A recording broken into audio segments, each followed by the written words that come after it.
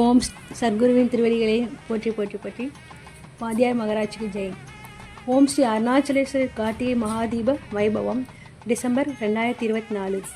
ஆண்டுதோறும் கார்த்திகை மாதத்தில் வருகின்ற ஸ்ரீ உண்ணாமலை அம்மன் உடனுரை ஸ்ரீ அண்ணாமலையார் கார்த்திகை தீப உற்சவம் சித்தர்களாலும் ரிஷிகளாலும் முனிவர்களாலும் தேவர்களாலும் மனிதர்களாலும் கோலாகலமாக தீபம் ஏற்றி கொண்டாடப்படும் மகா வைபவமாகும்.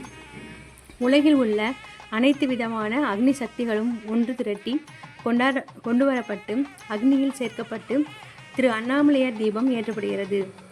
இது சித்தர்களும் ரிஷிகளும் யோகிகளும் முனிவர்களும் தேவர்களும் தேவ கணங்களும் நடத்தும் மாபெரும் தெய்வீக மகா வைபவம்.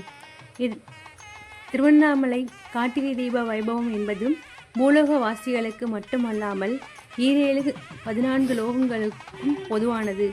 எவராயிருப்பினும் பூலோகத்திற்கு கீழ் இறங்கி வந்துதான் அண்ணாமலை ஈசனை வழிபட முடியும். அனைத்து பிரபஞ்சத்திற்கும் திருவண்ணாமலை புண்ணிய பூமி ஒன்றே ஒன்று. அது பூலோகத்தில் மட்டும் இருக்கிறது. தேவராயினும் பிரம்மத்தை முற்றும் உணர்ந்த பிரம்ம ஞானியாயினும் அனைவரும் பூ உலகிற்கு வந்துதான் திருவண்ணாமலை திருமேனியை தரிசனம் செய்ய முடியும்.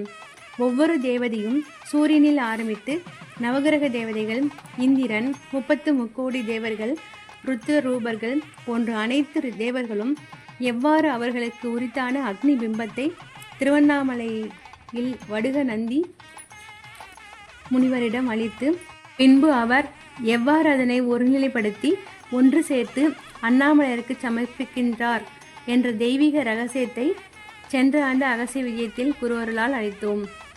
இவ்வாறு 108 நாள் வழிபாட்டு முறை போன்று 365 நாள் முழுவதுமே தவம் இருந்தும் விரதம் இருந்தும் திரு அண்ணாமலை தீபத்தை யோகிகளும் சித்தர்களும் வழிபட்டு அப்பூஜை பலாபலன்களை அனைத்து லோகங்களின் நலத்திற்காக அளிக்கின்றனர்.